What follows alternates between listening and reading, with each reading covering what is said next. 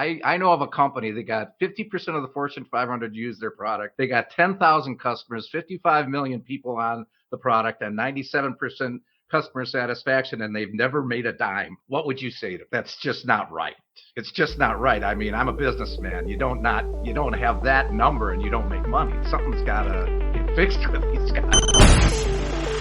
Growing a business requires a holistic approach that extends beyond sales and marketing. This approach needs alignment among people, processes, and technologies. So if you're a business owner, operations, or finance leader looking to learn growth strategies from your peers and competitors, you're tuned into the right podcast. Welcome to the WBS Podcast, where scalable growth using business systems is our number one priority. Now, here is your host, Sam Gupta.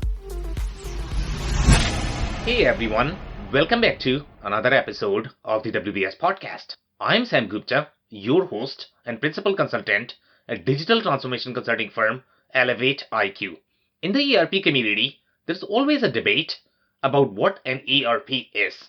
Sure, you could say that anything that automates enterprise and cross-functional workflow could qualify as an ERP. This would include solutions such as CRM, HCM, MES, P2P, and the real ERP, as they all automate enterprise workflows to some degree.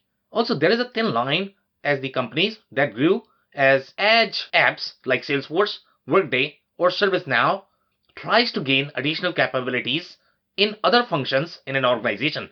For example, Workday started as the best of breed cloud HCM application for enterprises with thousands of employees. At that time, most HCM applications were clunky and didn't provide the employee experience that organizations needed that depended on attracting the best talent from the market. The companies that often struggle the most are the ones that had to attract expensive talents such as professional services, tech, and financial services. So where does Workday stand as of today, and where do they win the most? In today's episode, we invited a panel of industry experts for a live discussion on LinkedIn to discuss major stories in the ERP and digital transformation space and an objective and independent review of Workday's capabilities. We covered several grounds, including the strength of their product, misconceptions around the core capabilities of Workday product, and target market and corporate strategy. Finally, we covered their exposure in each micro verticals, where they win the most and why. With that, let's get to the conversation.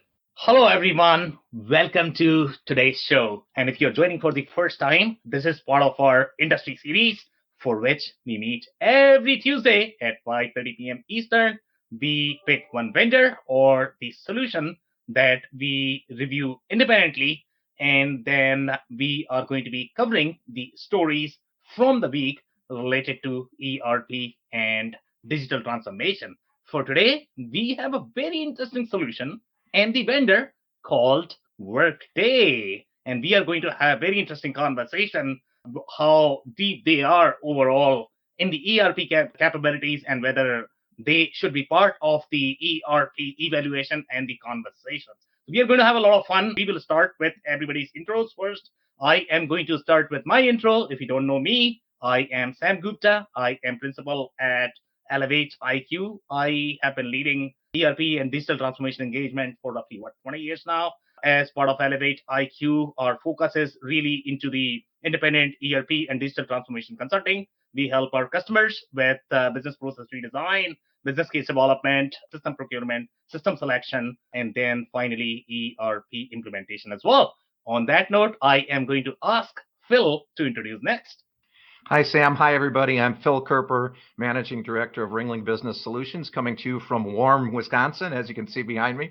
After a couple decades in the C-suite, CEO, president of mid-sized companies, I launched Ringling Business Solutions last year to really help executive teams assess their IT strategy, assess their digital transformation strategy, and help them align it with their business. So great to be here, Sam. Really appreciate the opportunity. Thank you so much, Phil. Dave, can I move to you next for your intro? Sure. Thanks, Sam. Hey, everybody. My name is Dave Chrysler, and I own an operations consulting business working with leaders in the manufacturing, cannabis, and construction spaces to help them leverage the planning, people, processes, and technology needed to grow their businesses. And thanks for having me, Sam. Thank you so much for being here, Dave. Andy, can I ask you next to introduce yourself?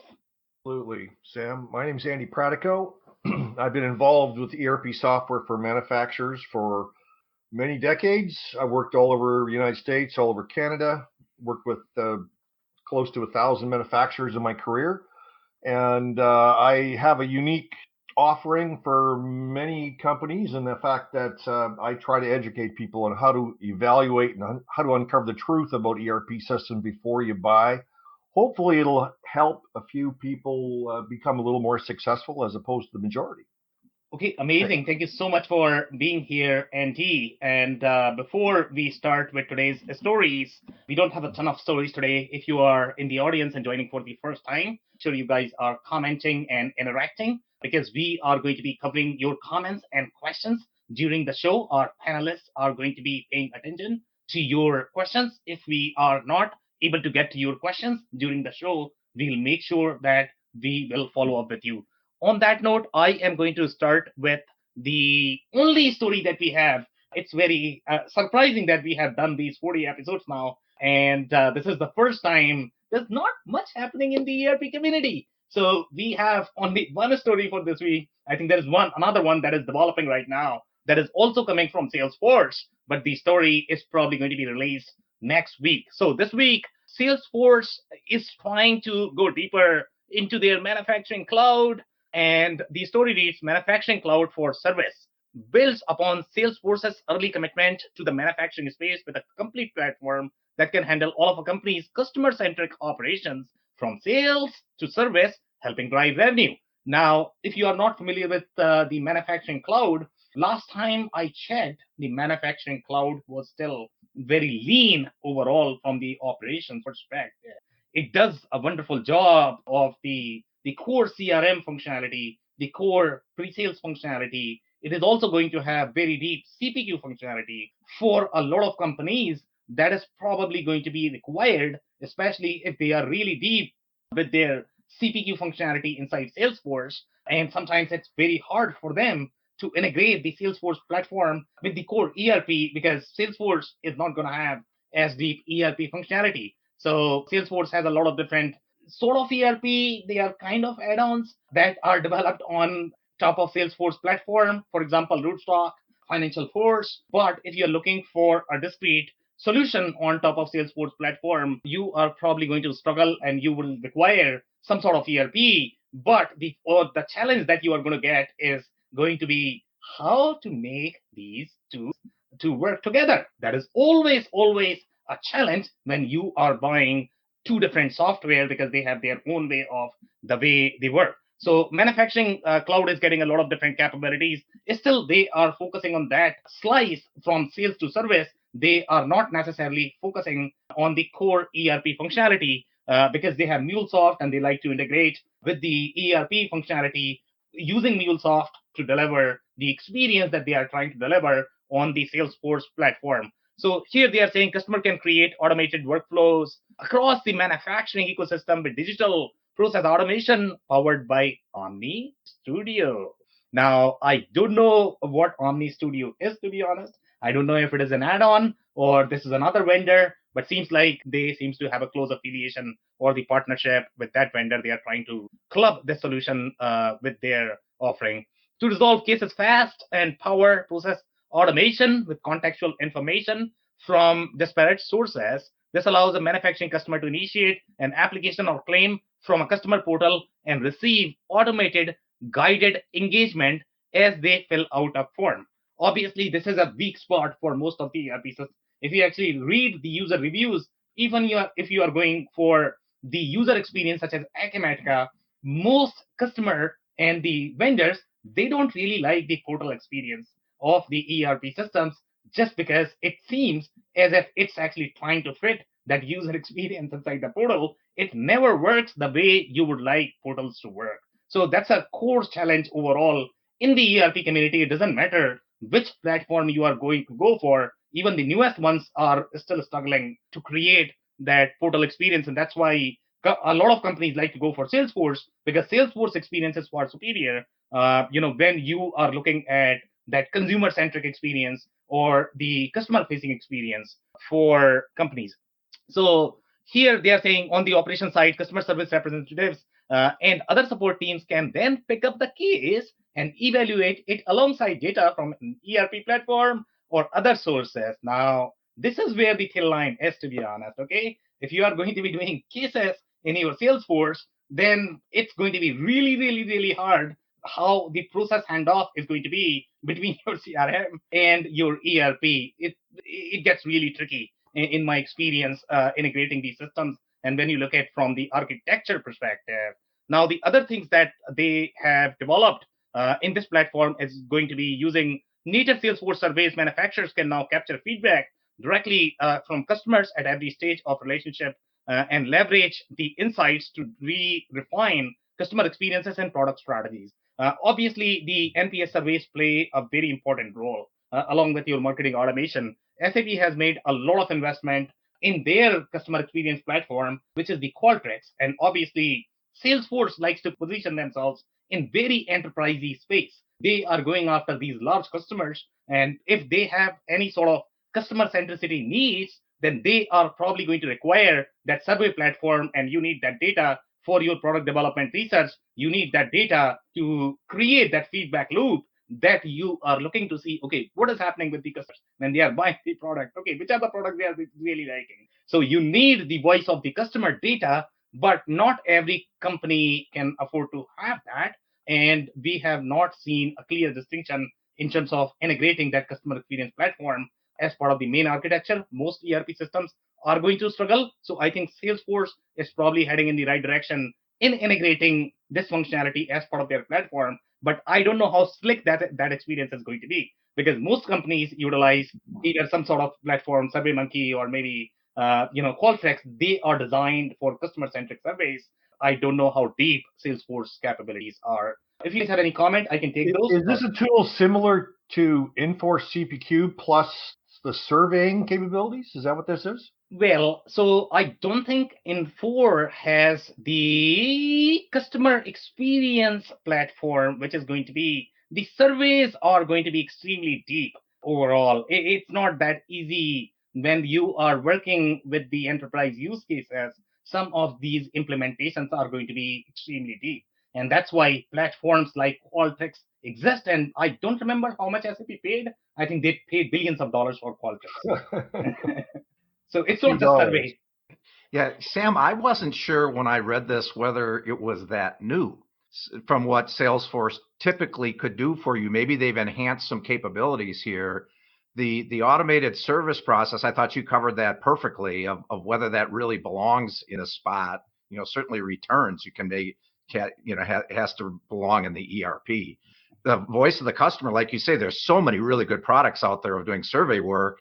You could do it through Salesforce, but are they going to be as good as some of the other guys? And the service parts forecasting is to me, that read weird to be sitting in the CRM platform too. So I wasn't real sure what to make of this one. I was interested to hear what you had to say about it. Yeah, I mean, this is definitely an interesting play, to be honest. And survey is it's all over the place. A survey could be a Google form that I can create on my browser. It could be as simple as that. Or you could have really very strong enterprise use cases. And the companies that are really strong in the customer experience, they really like to utilize that functionality. And that's why Qualtrics is not the only player. I think the majority of the survey companies that were there in the market, they ended up selling for very large dollars. If I remember correctly, I think SurveyMonkey got really good exit, Qualtrics, and then there were some other ones that were doing just the customer experience surveys. I'll say one other thing real quick. The part of Salesforce's front end platform that I always thought was amazing was the ability to take any touch, let's say a product registration or whatever it was, any type of touch, and create that into an opportunity tied to outreach marketing that could generate more interest and more repeat business or what have you. I always thought that was their magic sauce. And it's the other thing I thought when I drove these, which of these creates that? Maybe voice of the customer does. Maybe automated service process does. In other words, create opportunities that actually help grow the business is always what I thought on a macro level was really what was awesome about Salesforce.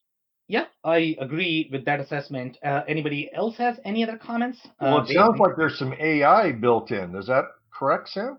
I am not sure if that is highlighted here, to be honest. I could not find. If you guys are finding, obviously, in any of the customer experience platform, I would probably expect some sort of, especially in the enterprise play, some sort of artificial intelligence. But as such, this news does not read that, I guess, right? That Omni Studio is part of their Einstein Automate, so that's the AI portion. That's how it all ties together. They didn't specifically call it out, but it's right. It's in there.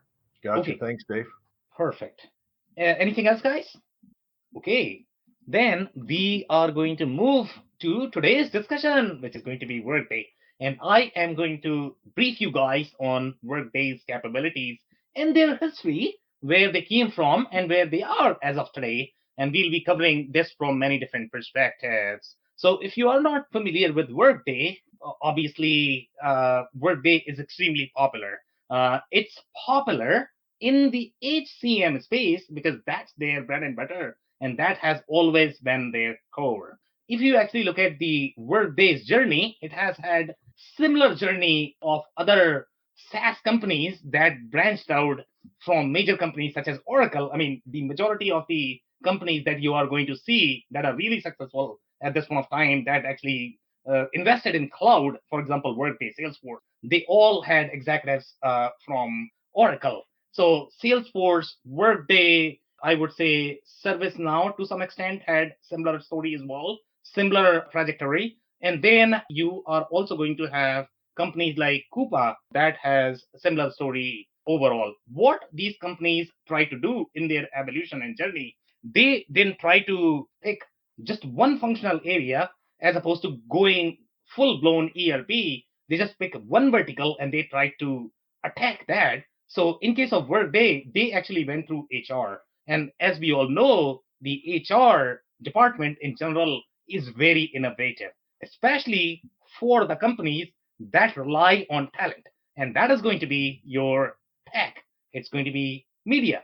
It's going to be energy. It's going to be any of the professional services companies, for example, marketing agencies, accounting firms, law firms. So this is the play that Workday has. These are the companies that Workday like to get into because this is not really the core ERP play. They don't really use any sort of operational software sometimes because their operations are kind of lean. If you really think about it, they might have, let's say, 100 projects, 200 projects in a year. It's not as big as having 2 million transactions in a year when you are a retail shop. So from the transaction perspective, it's a very different business model. So most of the professional services centric companies that are going to be very service oriented, similar to Workday, are going to be very deep in their needs for the HR HCM solution because they need to hire a lot of people and they need to put a lot of work to hire people like Dave and Phil and Andy because obviously they are really bright and they have a lot of offers sitting for them. So these guys need to work really hard and they need to make sure that they don't drop the ball during the recruitment process. So that's why this play is really critical for Workday. So they did really, really well in the HCM, and now they are trying to figure out, okay, what do we do next? So Workday tried to find the next area. What is going to be my next logical area that I can penetrate? So they actually tried to attack two different spaces. Number one is the finance. So they tried to develop the finance capabilities. Now Workday is actually sold as the finance plus HCM solution. And technically speaking, if you are speaking with any of those professional services firms, the only two things that they really need from the ERP perspective is going to be your finance and you need HR. Sure, I mean, they need Salesforce as well, typically Workday, and this is what these companies try to do. They try to go together. So Salesforce goes really well with Workday. Wherever you are going to see Workday, you are probably going to see Salesforce as well. From the Salesforce from the CRM, Workday from HCM perspective, and in the backend, if you're talking Fortune 500, most likely you are probably going to see either Oracle or SAP. Those are typically the combinations. Now, Workday as a company took very different approach compared to other similar companies that I have tried to mention here, and that is going to be that they try to attack the enterprise space as opposed to targeting these smaller companies. Still today, they only go for the enterprise. They have had hard time penetrating mid-market just because their business model, the cost model, the way their product was structured was not really aligned for the mid-market, and they are still struggling for that. Their large dollars, the R&D, still is in the enterprise space, and that's where they are getting a lot of different business. Now, from the product perspective, Workday is one of the best products. Okay, there's no question about that. People who have used Workday, they are absolute fans of the Workday product. In fact, even in the manufacturing verticals, which are very ERP heavy, you cannot imagine yourself running just with the financial solution and HR solution running your operations because you need that core ERP functionality. Otherwise, I don't know how you are going to run your manufacturing. So there is a very interesting combination, even in case of manufacturing, and that is going to be your Workday and Plex combination. Okay, if you remember from our session on Plex was a very manufacturing centric solution. It takes the perspective of the plant manager. Okay, it was very deep into the automotive functionality. It was very deep into that Toyota ecosystem that we all know.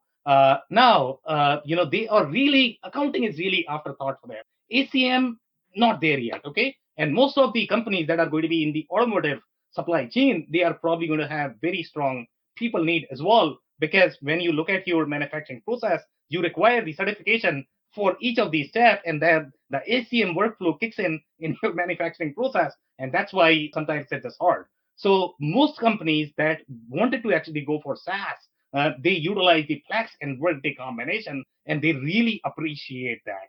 Now, Workday does really, really well in the service space, in the professional services.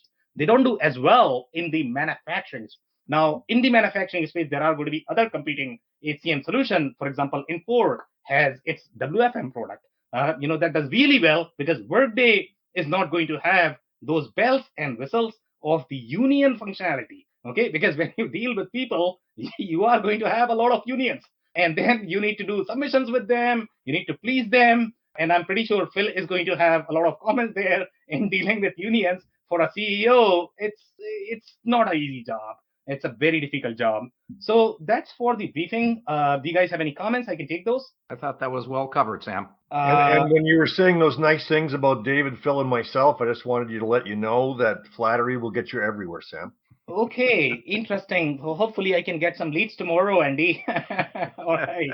All right. So we are going to move with our discussion for today. And, first thing, Workday does have their financial information, which is sort of rare to find.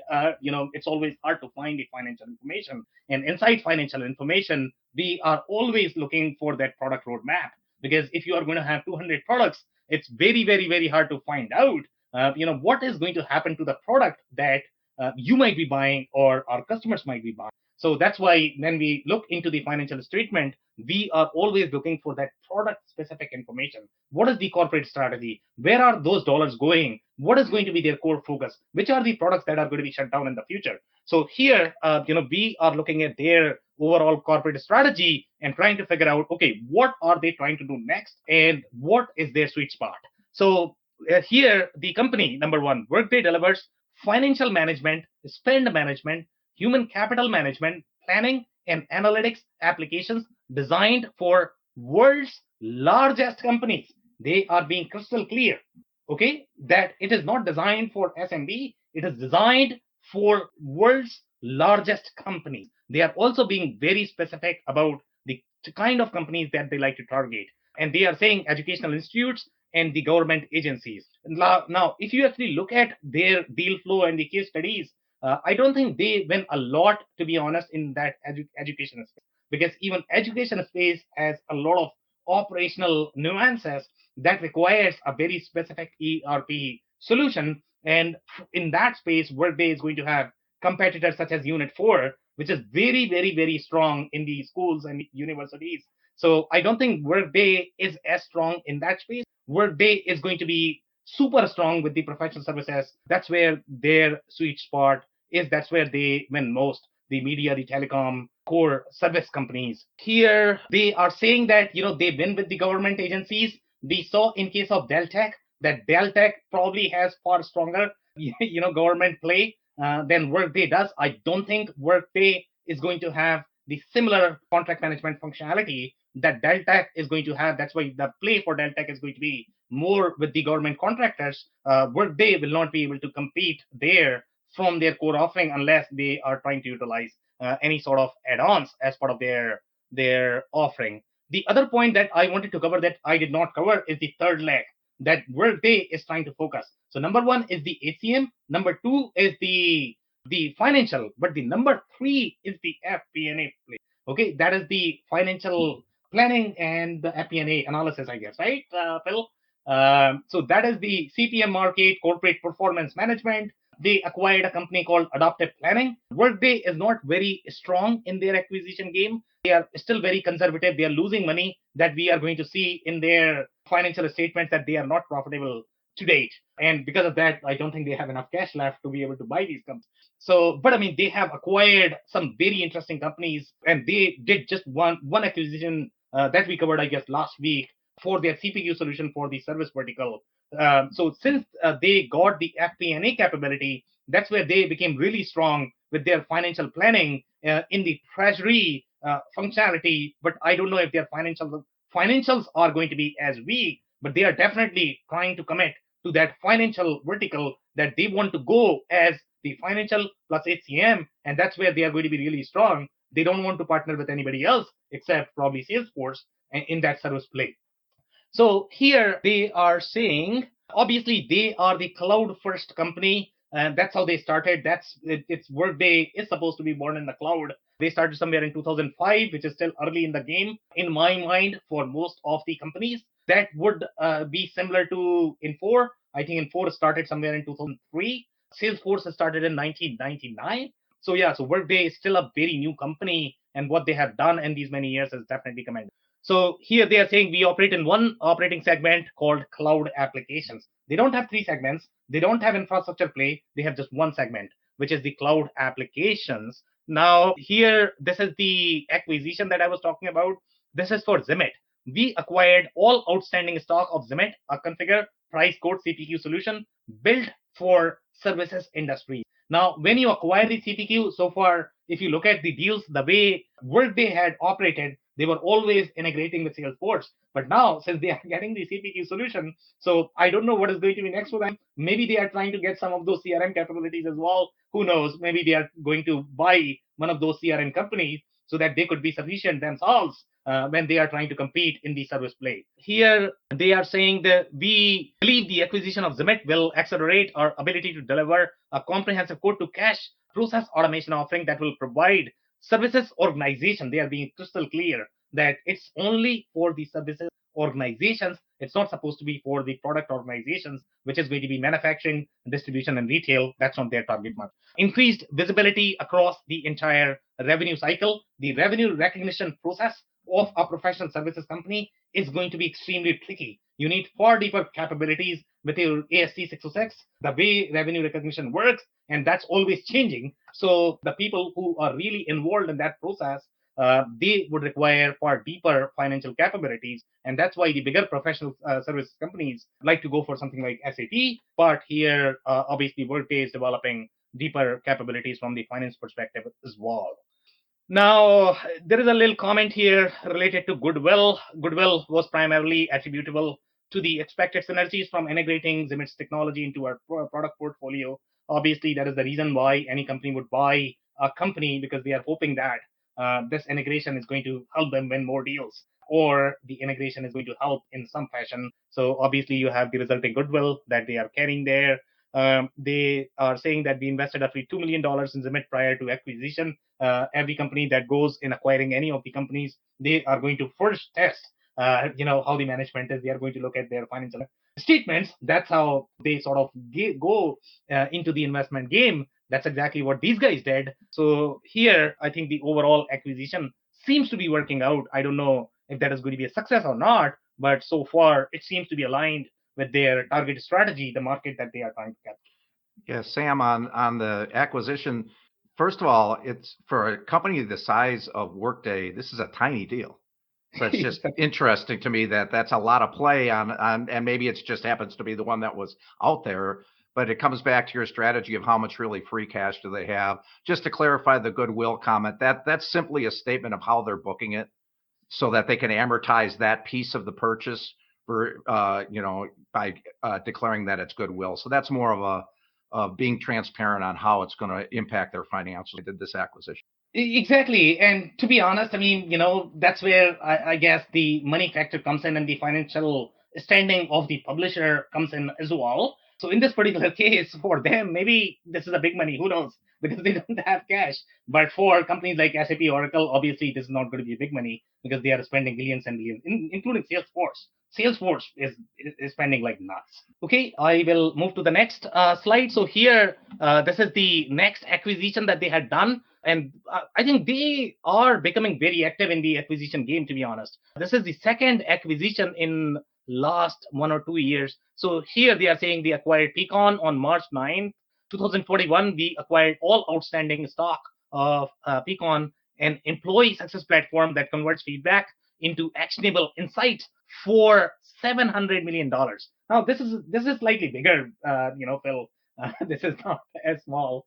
Yeah, this one meets their scope. This is the type of numbers you see out of the big boys. Exactly. I mean, that's probably going to be just one deal for them. Yeah, or a B. Double, 2 digits and a B you see out of the other guys too. Exactly. But this definitely seems to be aligned a lot more, in that experience play. As you know, some companies are acquiring more from the your customer experience perspective, but for the professional services company, the employee experience is going to be equally critical, and that's why the feedback loop is very important, and that's the reason why they ended up acquiring this one, because the HR people who are really struggling to attract that talent, because that's their bread and butter. If they don't have that talent, then the company does not exist, to be honest. I mean, because that's how professional services companies are. So for them, the employee experience is super critical, and that's why they went after this acquisition and paid so much money to acquire that. Okay, we have achieved significant growth in a relatively short period of time, with a substantial amount of our growth coming from new customers. Our current financial focus is on growing our revenues and expanding our customer base.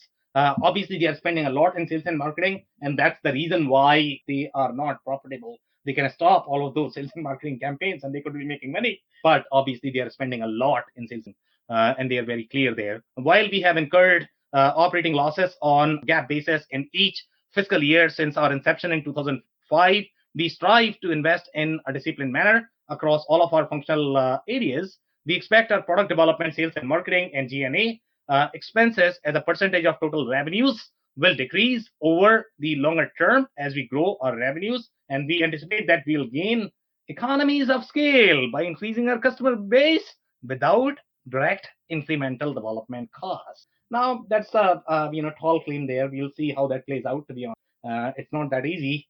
If that was possible, they would have done it by now. They have been in the business for now, 20 years? So we'll see how that plays out, but that's a very interesting promise. Now, Sam, I have to comment on that one. David's shaking his head. How many times have you heard the make it up with volume plan there, David? Yeah. Sales does not solve all problems, okay? But in seriousness, it's, we all scratched our head during the dot-com boom when all of these companies were losing money and they were simply trying to develop a customer base that they could leverage in the future. This could be a tech play, where they're increasing customers, and then the real lever is other things they can do with that customer base, but they're not saying that. And it doesn't appear to be what they're trying to do. Yeah, but one of the comments that I will make, being in the enterprise play for some time, to be honest, closing those deals is really, there's a lot of, political element that you have to maneuver through. Kudos to Workday that it is probably the only company that has started as the enterprise company, and they are still doing well in the enterprise space. But it's very, very, very hard to compete with companies like SAP and Oracle, especially in the enterprise play. And that's probably the reason why the sales and marketing is so expensive, because you have to spend a lot in that space. You can't simply go to partners and they actually bring all of the deals for you. That's how most of the ERP players are playing in the SMB market. The enterprise market is far harder. So here, we have one of the interesting comments related to the product development and overall strategy in their channel. So I think that is very important to note. And that is going to be, we plan to reinvest a significant portion of our incremental revenues in future periods to grow our business. I get it. Here they are saying product development efforts to deliver additional compelling applications and to address customers' evolving needs. Okay, they are going to put all that money in R&D. I get it. But still, you're investing a lot in your sales and marketing. Here they are saying expand our ability to sell our applications globally. Globally is the keyword. They are definitely trying to penetrate the Europe market, which is very hard to penetrate because you have SAP. SAP is really strong in the Europe market. Okay, it's very hard to compete with SAP in the Europe market just because the product was started there. It's designed for that market. So it's very, very, very, very hard to compete in that market. And now they are trying to go to Asia as well, which is a very challenging market in general. Now, here they are saying expanding our ecosystem of service partners to support local deployments. Workday has a channel. I don't think we covered the channel for Workday. Workday has a very strong channel. In fact, their channel partners are going to be companies like Accenture, and they are big fans of the Workday solution in general. So they do a lot of deployment themselves, but they have very strong channel presence. So they are saying that we expect to make further and significant investments in our data center capacity and equipment as we plan for future growth. They are, the way I read it, they are using the combination of the data centers. They have their own, and then they utilize the standard cloud platforms for some of the things, development and test. That's how I read it.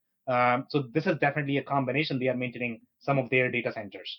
I'm glad you clarified that, Sam. I was scratching my head on that one of whether they were saying they were going to develop their own complete cloud infrastructure or use others. Yeah, so we are going to review some more comments related to that. It's a very interesting strategy that they are still investing in your data center market. Not a lot of vendors are doing that. For example, we have seen Salesforce is AWS, right? Salesforce is completely AWS. They don't really have their own data centers. So I don't know if the problem is going to be because of the owning of data center. That could be a possibility because Salesforce is doing really well without any data centers under. Here they are saying we acquired Adaptive Insights in fiscal 2019. So this is a very recent acquisition. And if they can get into, and this is a similar play as HCM, because this is a very siloed system that anybody can go in and buy. They don't have to take approval from IT because this is just an analytical system. So this is a great way to get into that financial play, and Workday is really smart in that. They got into HR, now they are trying to get into finance. So Workday is really smart in that strategy and trying to sort of play that land and expand game.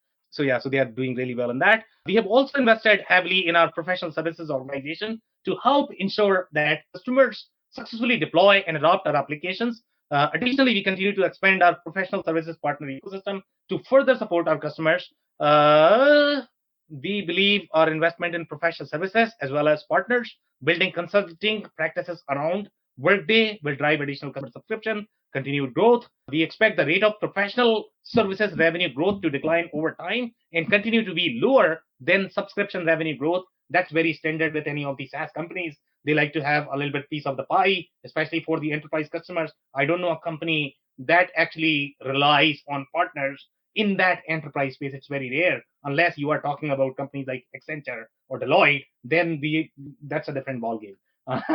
Everybody's going to have consulting partners there in that form, but in general they rely on their own professional services, including asset. Here they are saying subscription services revenues are recognized over time as services are delivered and consumed concurrently over the contractual term, beginning on the date our services is made available to the customer. Our subscription contracts typically have a term of 3 years or longer, are generally non-cancelable. We generally invoice our customers annually in advance. Amounts that have been invoiced are initially recorded as unearned revenue.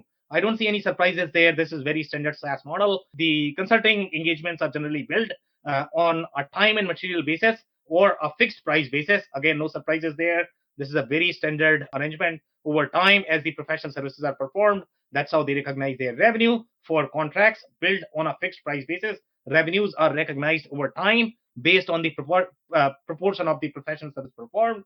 Again, very standard, no surprises there. We supplement our consulting teams by subcontracting resources from our service partners and deploying them on the customer engagements.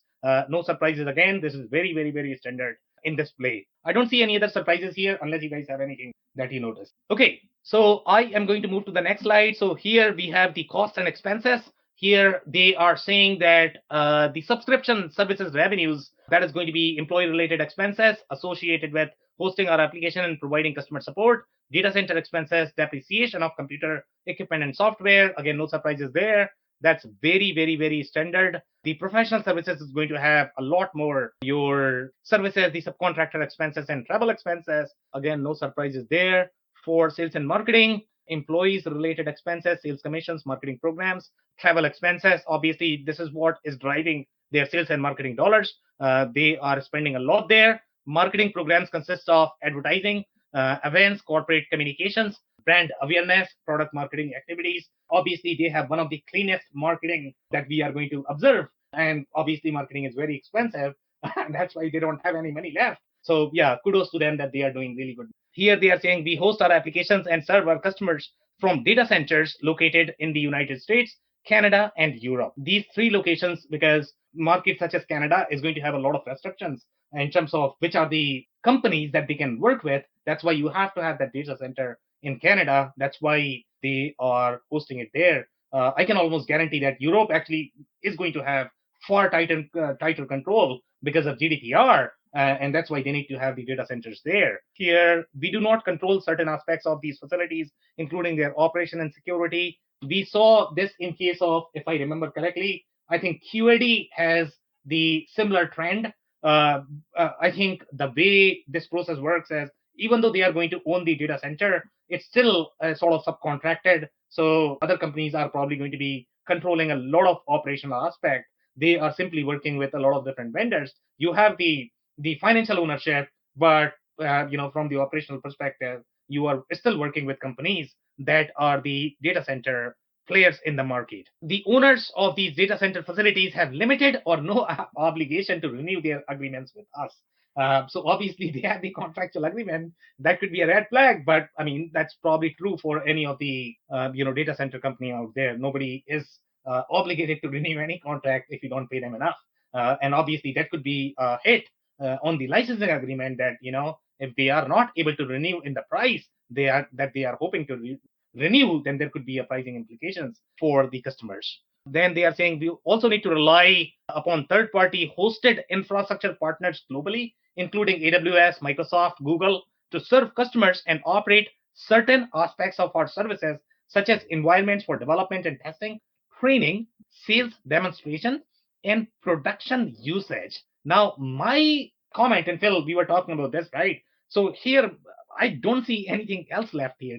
Okay, so I don't know what is production usage. Are they referring to their own usage or are they referring to customers' usage? It's not entirely clear there. But if you have everything from your development to testing to training to your sales demo to your production, what else is left that they are managing in their data center? Maybe they have the hybrid cloud play where they are simply trying to sort of create that the multiple tier strategy in the cloud, where you are going to have the other standard cloud providers as the backup if the main site is not going to work. I'm glad you clarified that line. I didn't get it why they said certain aspects and named everything I could think of too.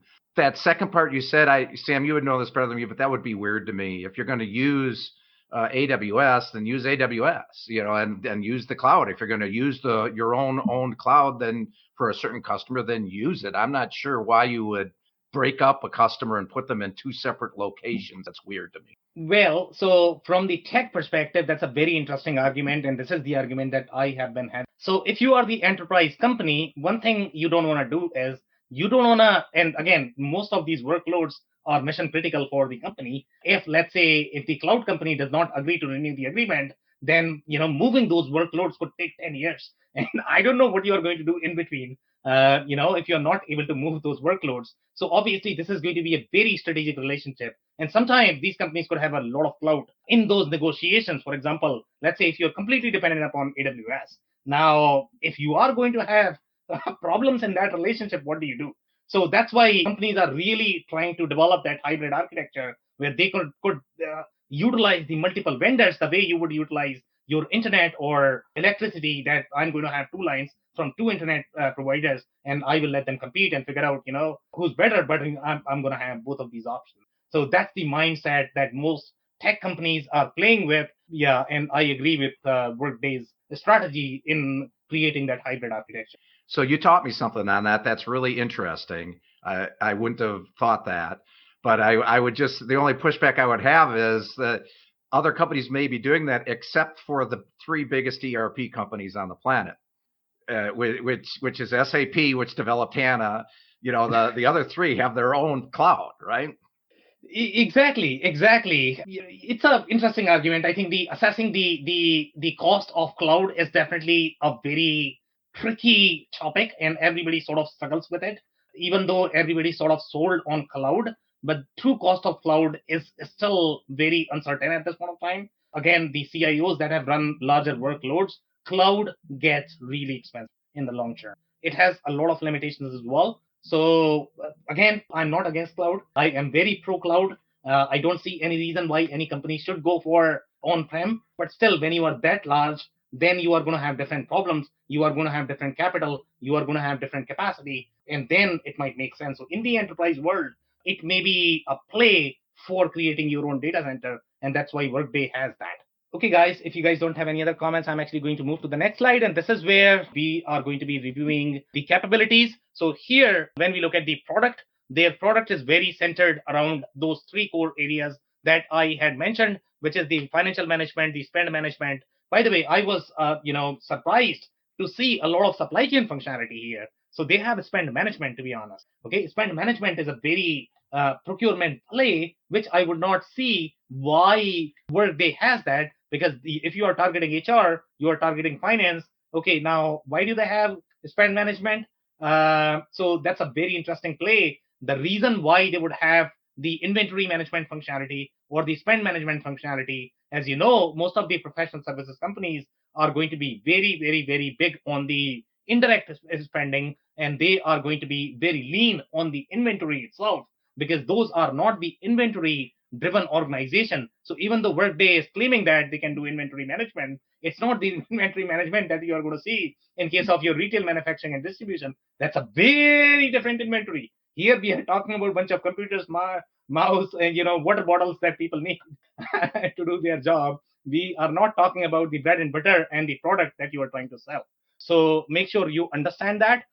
Here, obviously, ACM, human capital management, is going to be their bread and butter, and the workflows in the ACM space are very, very deep. When you look at that recruiting workflow, it's very, very, very hard and painful to be a recruiter. If salespeople feel that being a salesperson is really hard, go and talk to a recruiter. It's a nightmare to be a recruiter, to be honest. Okay, and they need a lot of tools, especially if you are going to be in that space where you really have to again compete for talent like Phil, Dave, and Andy. Then you are going to have really hard job. The talent management obviously is a big piece of this. Then you have the student module. This is for that university play. They have a little bit of functionality, but I don't know if they always win. My understanding is going to be Unit 4 has much larger play here as compared to Workday. Enterprise planning functionality is that FP&A functionality that they have.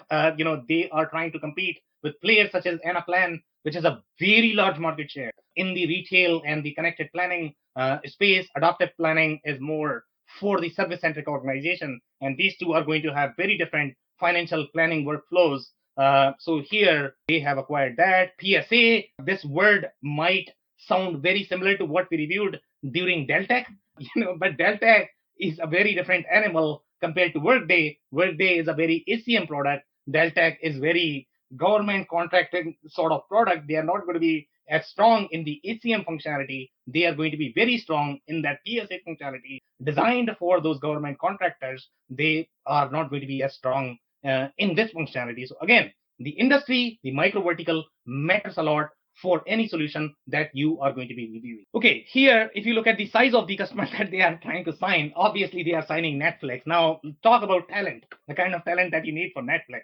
Okay, their bread and butter is the people who are trying to produce those movies, and we all know that how good they are. So again, you are competing for that kind of talent. So you definitely need to care for the employee experience you don't necessarily need to care for the customer experience because they are paying $10. If you lose 5 customers, who cares? But if you lose just one actor that is, or the producer that is actually trying to help Netflix in producing those shows, it could be a deal breaker for Netflix. Now, if you actually compare their industries, they are in the communication, education, energy, and resources. And if you pay attention, those are very non-ERP centric. And this is the similar trend that we saw in case of Deltek. That's why when you are trying to compare Workday, the right comparison for Workday is probably going to be SuccessFactors solution that is owned by SAP. SAP has that. They compete neck to neck. And then Oracle has their own cloud ACM product that they like to play with. Infor has a little presence there in the ACM market. They have a solution called WFM. That is a very different play.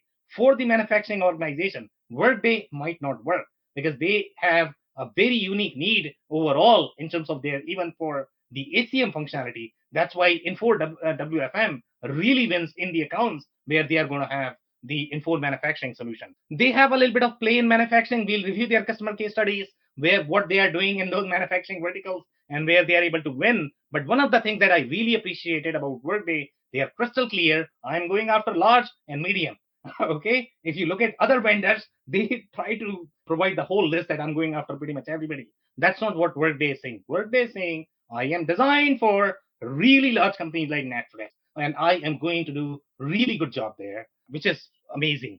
And by role, they are very specific that they only target finance, HR, and IT. Surprisingly enough, they have the procurement functionality, but they don't target procurement because that's not their bread and butter. 50% of the Fortune 500. That's pretty impressive statistic. Yep. I agree. I can't walk by that number without saying this. I'm sorry if there's Workday people on the line. It's a great product, but if you didn't know who this was, and Sam said to you, I know of a company that got 50% of the Fortune 500 use their product. They got 10,000 customers, 55 million people on the product, and 97% customer satisfaction, and they've never made a dime. What would you say to them? That's just not right. It's just not right. I mean, I'm a businessman. You don't have that number and you don't make money. Something's got to get fixed with these guys. So the only comment I am going to have, Phil, is welcome to the world of SaaS. Okay, it's a very different world, and finance people are okay with this arrangement. And trust me, Workday has created something, and there is nothing to worry about from their financial stack. I'm glad you're saying that, but some of these other guys are lighting cigars with $100 bills, man. Yep. All right. So unless you guys have any other comment, we can take those. Otherwise, I'm actually going to move to the next one. So here, okay, from the industry perspective, look at the number of case studies that they have. And that is always a very good data point for me, where they are winning, where they are trying to highlight. So in terms of the communication, my expectation on the communication vertical is going to be they must be winning a lot in communication. But, if you look at the number of case studies that they have, they just have 7. And now we are going to review each of the verticals. And communication seems like they don't do as well just because operationally they are also going to have very different needs from the communication perspective. So I don't know how well they do. And if you actually look at the overarching trend of these case studies, everything is going to read, okay, employee well-being on the first one. The second one is skill-based strategies and AI. The third one is employee back to work with Workday. The fourth one is talent management and boost employee engagement with Workday. Then you have a better employee experience by understanding what its people want. And then you have deadlines and budget challenge, effortlessly manages a massive infrastructure project, whatever. But this is the TELUS is the only one which is slightly more financial. Other than that, everything is a very HR and employee play. But if you look at the big picture, the communication vertical does not have as many case studies. So I don't know if that is their sweet spot, but they are definitely doing a lot of HR work there. Now, in the second one is the education. Now, education is very interesting as well. So they have 35. So they have decent presence in the education vertical and compared to the other industries that we are going to see. And here they are saying in this space, they are saying, okay, inclusive culture using Workday Peakon employee voice. So one of the universities is actually trying to utilize that because even for university, I think employee experience matters a lot because some of those teachers could be very critical for the universities. So the employee experience is probably going to matter a lot.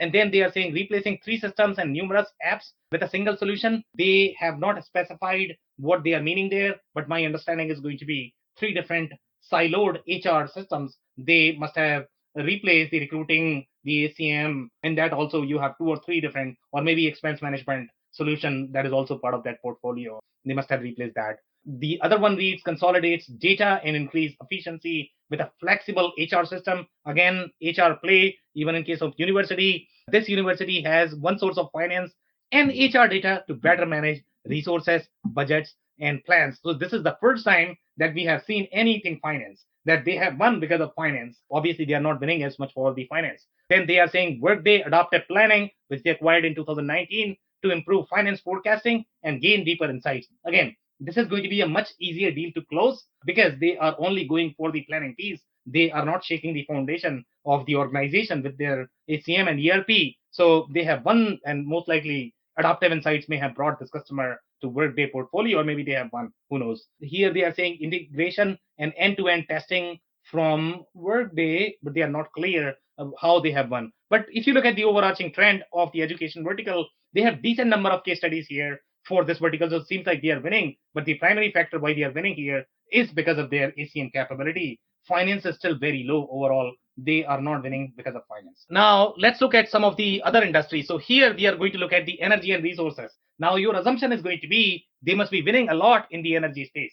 But no, energy and resources companies have very different needs. Okay, so along with your finance and HR, they also require very strong EAM solution. Okay, and if you don't have that EAM solution, it's going to be really, really hard to win in this space. So that's why Workday is not able to win in this space. Most likely, these deals are either going to IFS or maybe to Infor. Infor has a very strong EAM solution. It has a very strong financial product, not the ERP product. They have the cloud financials product, which is very, very, very strong in cloud. And obviously, these deals are going to go to SAP and Oracle. There's no question about that, especially if you're competing in that large space. But energy is as well. Here, if you look at the first case study, they have said HR. The second one, Workday financial management. Okay, this is the second time we have seen anything related to finance. The third one is also finance. So this is very interesting that they have won because of their finance capabilities. Now let's look at the financial services. Financial services is a very unique beast, and you have vendors such as Sage Intacct. In that space, Sage Intacct likes to compete in that mid-market SMB. Your Workday is competing in the larger space, and they have a very strong presence in the financial services space. And for financial services companies as well, talent is a big deal, and typically they have very unique operational system for them. So they are not going to be using the core ERP functionality. They are going to be using just the HR as ACM product and then financials. So here they have one in the financial services as well. HR, this is also employee, then HR, one day managed system. Cost savings, they are not clear whether it is HR here, but overarching theme, it still seems like they are winning because of the HCM capabilities, even in case of financial services. Now, I am actually going to move to the next slide. So here we have the healthcare. They have decent presence in the healthcare space. And in case of healthcare as well, this is a similar play for their operations. Obviously, they are going to have platforms such as EHR, which are designed for their healthcare play. So they are probably going to be needing, from the ERP perspective, the only thing that you need is going to be your finance and HR. And now that could be the reason why Oracle ended up acquiring your EHR platform that we saw in our news when we did the Oracle, that they acquired Cerner. So now they have Cerner, if I remember correctly, right? So now for them, the healthcare is going to be much deeper because they have the Oracle Cloud ACM, which is not going to be as select product as Workday, but they will try to win using the integration because you have the Cerner, you have Oracle ACM, and then you obviously have Oracle Financial, which is one of, there's no question about that. Now, here, the overarching theme is still transparent sourcing. Okay, this is a very interesting trend that we have seen. So this is the first time that we saw that they won because of procurement. That's, I don't know, I have not seen this anywhere else that they won because of procurement, but they seem to be doing something in the healthcare space, and they won one deal because of procurement. I don't know why companies would buy this for the procurement, but seems like they have won it, which is wonderful. Then this is HR. This is HR as well. Then multiple sources to optimize labor spend. Labor spend is again going to be your HR play. This is simplifies learning management, very HR play. Here they are saying delivering training for clinical and non-clinical workers. That's a very HR play as well. So except one customer that won because of that procurement capabilities. Other than that, everything else as HR. But seems like they have decent play in the healthcare space. Now, the hospitality is very unique as well. In case of hospitality, they have decent presence. Hospitality also is very similar business model. They are going to need the financials because they are going to have a lot of franchises, okay, like million franchises at times, and they require that financial consolidation. They need to do the segment reporting. So for that, the finance is going to be key. But then they have the HR, and sometimes the HR functionality could be extremely critical as well for these businesses. So here they have the first one, financial automation. The second one, this is not clear. The second one is not clear. The third one is adaptive planning. Okay, so that's the planning one. Then the fourth one is automatic accounting and restructured data model and improved reporting is complexity in Danny's franchise model. So it seems like they are winning because of finance here as well. Unified cloud solution, new data model, and better people processes set classic diner for the future. Not really sure if they won because of finance, but seems like these both are same case study. So they must have done a lot with Dennis. Then KFC employees HR play again. So seems like they are doing a lot more work in the finance space, in the hospitality, and some HR as well. Okay, if you guys have any comment, I can take those or move to the next slide. Then the next industry, we have the life sciences. Again, life sciences is a very tricky vertical overall. It's going to be really hard unless you are trying to create that best of breed architecture. For that, you are using Workday, you are using CRM, but you need very deep ERP functionality because obviously your quality is going to be significant. Your manufacturing process is going to be very involved. Your traceability processes are going to be very involved as well. So let's see what they are doing in the life sciences vertical. So here the first one is HR, medical professionals to help patients live active lives. Okay, so here also seems like training. Hamilton increases the efficiency, support rapid business growth, not clear. Build a company culture that fosters innovation to create life-changing medicines. Now that's a tall claim. I don't think you can create life-changing medicines using Workday. But if you are meaning that you hire best people so that they can create life-changing medicine, that's a different argument altogether. Now here they are saying employee experience, supporting productivity and mission-critical work. Again, very HR play into its talent skills, HR play.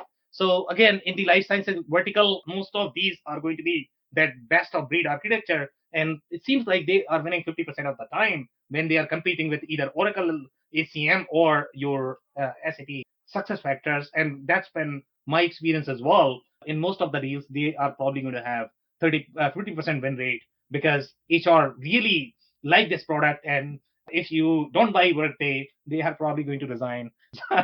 And you don't want to lose your HR because they really are the man for the talent. So yeah, so they have a lot of clout in which platform they are going to use for their own function. Now manufacturing is very interesting, and now even for manufacturing they have decent presence. So we are going to see what they are doing in the manufacturing space. But for the most part, if you are going to pay attention, I think they are going to be winning because of that best of breed architecture. They are not trying to run their business on Workday. They are trying to run the HCM function on Workday, and the other things are going to be most likely SAP or Salesforce for the CRM. So here the Levi Strauss, this is transformed the employee experience HR.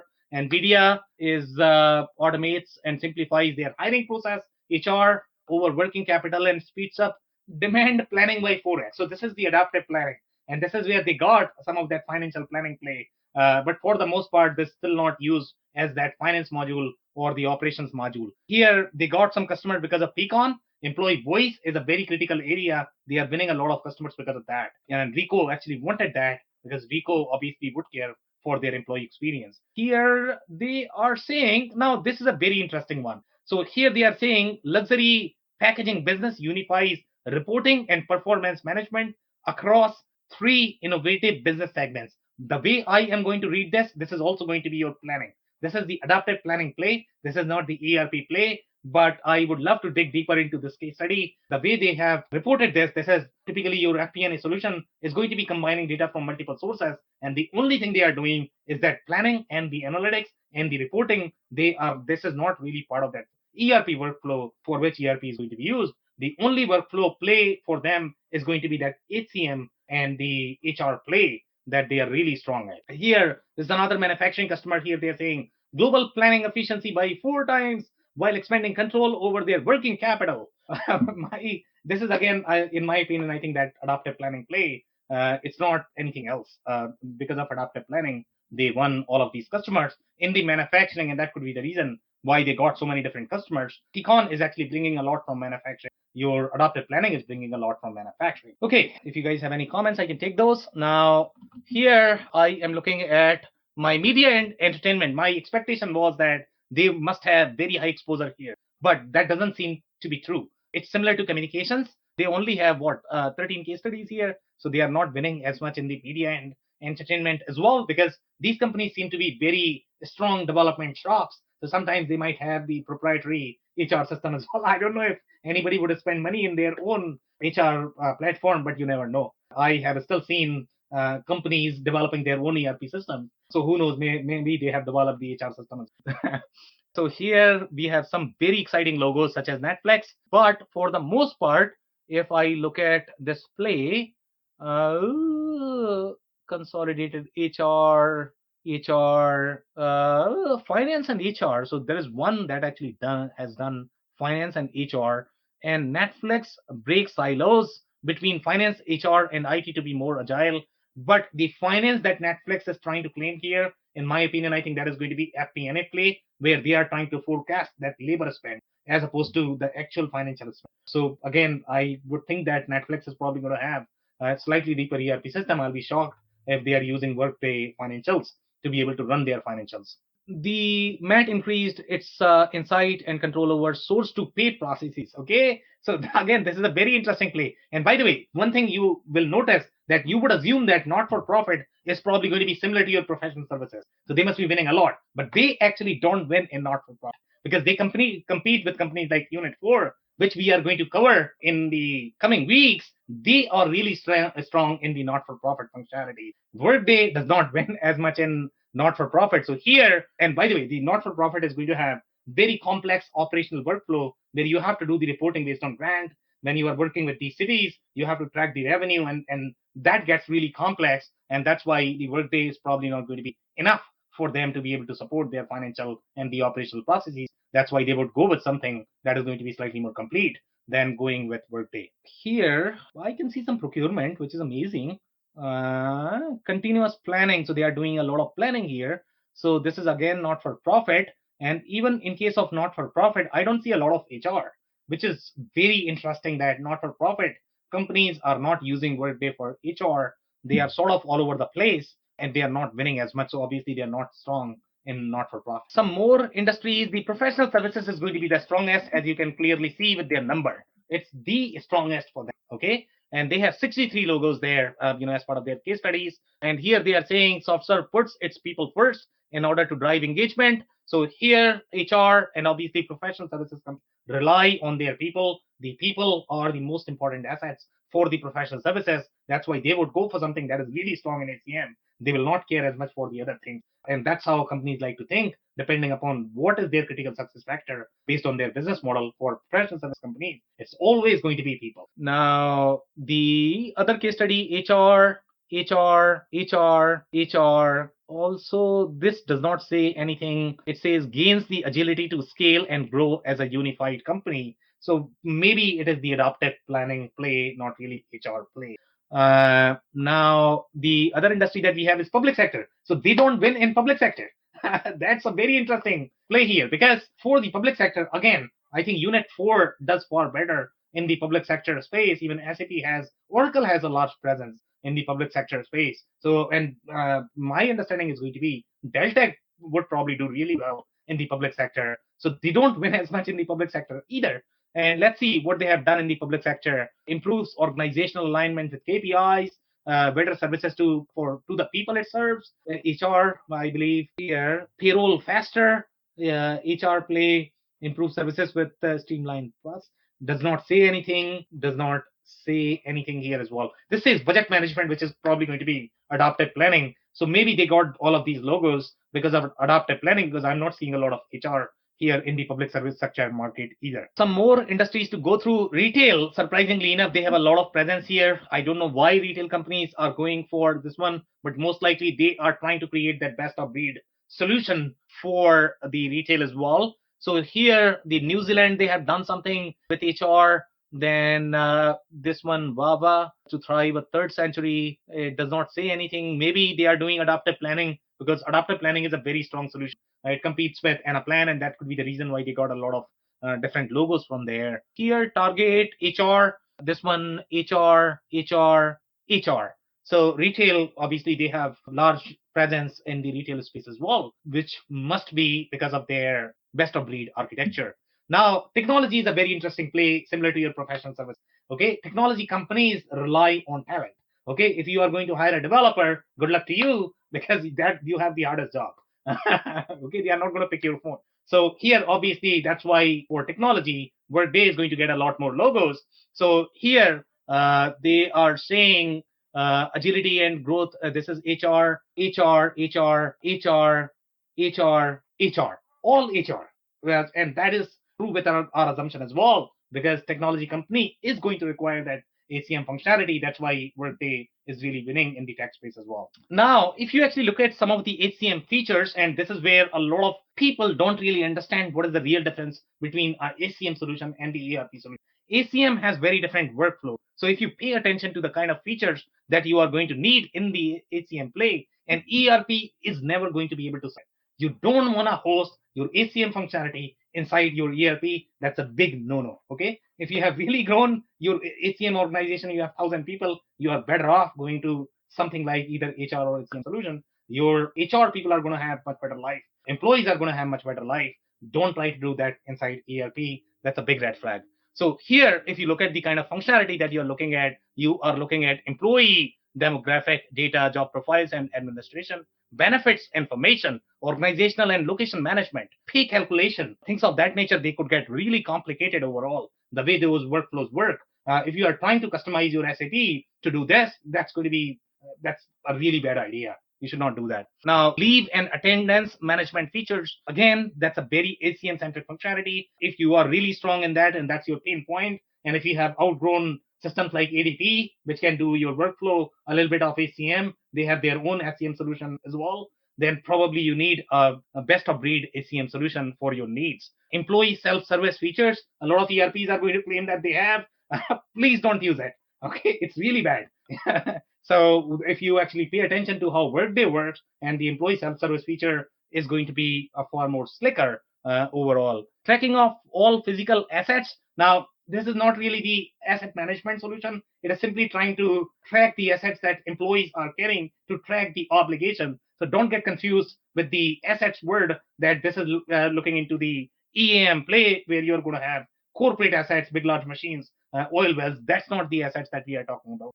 Employment history, workflow for transfers, promotions, pay raises, organizational charting, compliance data. Again, very, very, very deep HCM functionality. By the way, in the HCM world, you have very large penalties. Okay, so that's why you cannot afford to risk your payroll functionality, or with any of the state government. They are very, very, very strict in terms of the way they can penalize, because they have to watch for the labor laws. And that's why HR is going to be one of the software that you are going to buy in your organization to comply with those states. And especially if you are a very people-driven organization, the lawsuits are very common because of your employees. So you need to be really tight on your ACM processes. Now, we have some of the other things, but overarching theme of what I wanted to communicate here is this is a very core ACM functionality that you are looking at.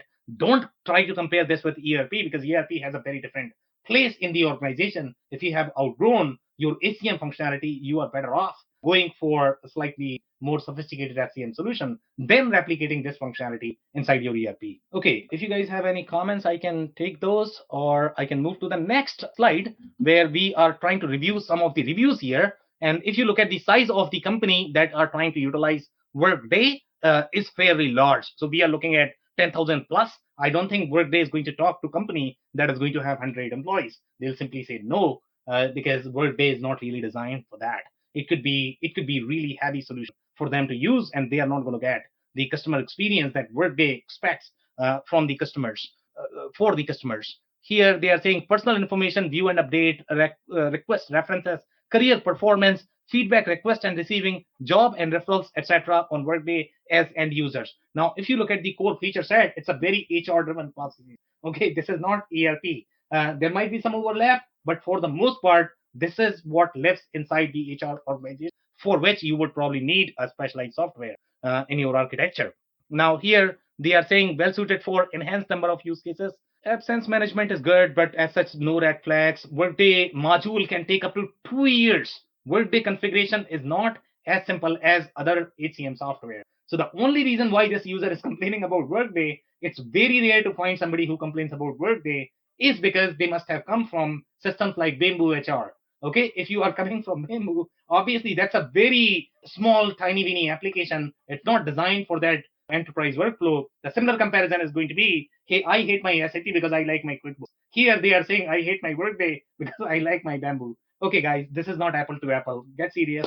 We are not really doing the right comparison here. So here, when you are looking at Workday, look at the kind of target market it is really positioned for. If you are going to use Workday for 100 people company, it's a horrible fit. Okay, if you are going to use, the other smaller software such as Bamboo or QuickBooks for 10,000 company, that's a horrible fit as well. Now, even though Workday provides learning course, it's extremely expensive. Sure, that is designed for enterprises. Don't buy if you cannot afford it.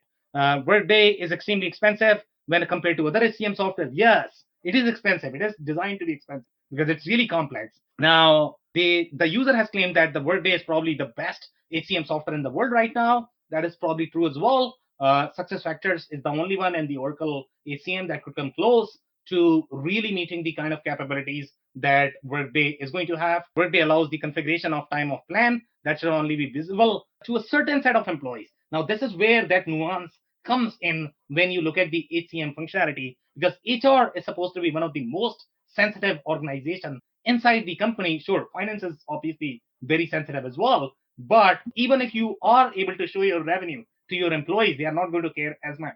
But if you are going to show the salary of their colleague, that's it, you are done. So that's why the HR processes are very sensitive, and you need to have very strong control on your processes. That's why Workday might feel very tight overall from the control perspective, because they are trying to control that sensitivity. And sometimes that could be a very hard to manage for people who have been the CEOs. Compensation is always a very sensitive topic inside the organization. Yeah, that last slide that you were showing us, Sam, at the very bottom right-hand corner, that was really interesting of the complexity they can set up the HR requirements. Like it was like if they're between this age to this age, it's this way, and this age to this age, it's like, wow. So, Andy, the only comment I'm going to have there is if you look at the Workday's certification program that they have for their consultants, it's one of the hardest to crack. Yeah, so you would think that probably SAP is going to be slightly harder because obviously SAP is for a bigger solution overall. From the size perspective, Workday is one of the most complex because when you get into those labor laws, when you get into those county laws, and we have seen like HCM implementation to fail because you understood New York, but you don't understand how Connecticut works or maybe how California works. The implementation could fail because of that. So it's very nuanced, far harder than implementing an ERP, to be honest. And by the way, the implications are going to be far more as well. You are going to get penalties. As the small organization, I don't know whether you guys receive any penalties from your counties and cities. The taxation could get very complex, and they are not nice people. Do you think Workflow leverages SAP or works off their coattails at all? Sorry, what's the comment again? Workday? Do you think that Workday sells to the same companies that already own SAP for a stronger HCM product? So the most common combination that I have personally seen in my experience is going to be Salesforce, Workday, SAP. Those three, okay? That is the in most an enterprise common place, right? I think that's a really interesting comment. And SAP is trying to develop a module of HCM right now, and they're really trying to invest in that and market that, as an add-on to their ERP. So they might also be trying to, edge them out a little bit. I don't know. So Phil, just to be clear there, the SuccessFactors product that SAP has, that wins 50% of the time. Okay, SuccessFactors is an equally successful product is Workday. It has a very vibrant ecosystem. So SAP, the only thing SAP is trying to develop is going to be the integration, which is what is missing from the SAP portfolio. They are not trying to build success factors. It's a phenomenal product. Success factors is another phenomenal product that wins. Again, if you toss a coin, it's going to be either success factors or Workday. That's how the enterprise play is. Oracle wins as well, but Oracle has really lost the game HCM, and that's why they are trying to focus on the other side of the business. And I'm glad you said that. That was my understanding too. So thanks for kind of confirming that. Is that's a really good product up against these guys. Like you say, it's winning half the time. This is a great product, and I think they do a nice job of positioning it well. I mean, I don't know if the education and the government was aspirational on that first slide when you looked at the number of case studies. But when they're in their zone and you have a talent issue, it's an enterprise business, it's global. So you're expecting a complicated implementation and you're expecting to have to pay for that. It's a heck of a good product, and that's where it's positioned well. I don't know how you expand from that for these guys, outside of that zone, outside of gaining more penetration of people that want the financial and the HCM functionality on a large global business. Well, they already have 50% of the top 500, so they have a lot more growth. Well, and I think, Phil, kind of to your point too, what they've done well. I mean, this is definitely a great example of, compared to others that we've reviewed, of not overselling, and even in the verticals that they are trying to get out of or reach into. I would probably classify it that way. The verticals that they're trying to reach into, they still stick to that kind of core functionality. And so I'd be curious. It'd be interesting to see, if they try to backfill in with some acquisition, to be able to get into those a little bit deeper. But it definitely interesting, a great presentation for sure. So. Or someone may buy them. Well, they're setting themselves up well for that from a customer base standpoint. Because that would be the other answer. Sam said, welcome to SaaS. That's a good answer. But the other answer is, what really was the payday on those companies that were driving transactions without making money? They eventually had an incredible cash event when someone purchased them. So the way I see the industry, Phil, and this is the argument that I have been having with myself for last 10 years, I guess. Okay, who's going to buy Salesforce? Who is going to buy Workday? Who is going to be buying ServiceNow? Because they have obviously become really big. In fact, who's going to buy Coupa now? The only solution to this problem is going to be, they are probably going to be merging, and they will create the massive ERP that does not exist right now. And that's exactly what Salesforce is trying to do. That's why they acquired MuleSoft, because they wanted to connect everything. And obviously Workday is going to be a big piece of that. I don't know if anybody can really afford Workday, because that's going to be like $40 billion. I don't know how much the big private equity guys can write a check for that tomorrow. Yeah. If they saw an exit, they could do it. But 5-year exit in this kind of company, I don't know, Phil. But those boys aren't afraid to play in the SaaS markets. Yeah. They're not afraid to play here either. Yep. I agree. Okay, guys, but we can take really good job today, Sam. I learned a lot, and I some of it confirmed what I knew, and some of it really filled out some information. So I thought this was really good tonight. Dave, closing comments? From my standpoint, Sam, I covered it, and I appreciate you asking there. But yeah, I think it's a great example of kind of staying in your lane, understanding what you're really good at, doubling down on those capabilities, and then it'll be interesting to see, as I said, how they maybe fill out the rest of, or put some more meat behind kind of the financial side of things, because as they start to expand that reach, they're going to need that depth of knowledge and ability to service those clients. So it'll be interesting. Okay, amazing. Andy, closing comments? I've learned a ton today, Sam. Thank you so much for having me. Of course. And Phil, I don't know if you're going to have any other closing comments. Otherwise, I can wrap. I'm good, Sam. Appreciate it. Okay, perfect. So just to wrap, guys, one of the key takeaways that I really wanted you guys to take from this discussion is going to be Workday is an amazing product for HCM in the enterprise space. It is not a mid-market product. It's not an ERP product. It's a very strong HCM solution. It is designed to be really powerful HCM solution for those large enterprises. Now, if you are seeing the best of breed integration in your companies, for example, if you are seeing the combination of Workday plus Plex, don't assume that Workday is the best ERP out there for manufacturing, because it is not designed for that. They don't win in that space. That's not their target market. If you are going for that, you are probably going to be overcommitting. Their sweet spot is going to be technology, professional services that are going to be slightly more non-ERP industry, and they are going to be really large. If you are small, don't buy Workday because that's going to be poor. On that note, I wanted to just wrap. And if you joined for the first time, this is part of our industry series for which we meet every Tuesday at 5:30 p.m. Eastern. We pick one topic or the vendor, and we always have a bunch of stories from the digital transformation and the ERP. So make sure you are not going to miss next week's show. We are going to be here. On that note, I want to thank everybody for their time and insights. Thanks, Sam. Thank you, everybody. Thanks, Thanks, Sam. everybody. I cannot thank our guests enough for coming on the show, for sharing their knowledge and journey. I always pick up learnings from our guests, and hopefully you learned something new today. If you want to learn more about Andy Pratico, head over to essoft.com. It's ESSOFT.com. If you want to learn more about Phil Kerper, head over to ringlingbusinesssolutions.com. It's ringlingbusinesssolutions.com. If you want to learn more about Dave Chrysler, head over to thechrysler.club. It's THECRYSLER.CLUB. Links and more information will also be available in the show notes. If anything in this podcast resonated with you and your business, you might want to check other related episodes, including the interview with Neha Kumari, who shares her insights into how SLAs and resource mix impact shop floor scheduling. Also, the interview with Brian Sommer, who discusses why legacy ERP systems and artificial accounting practices need to change with time.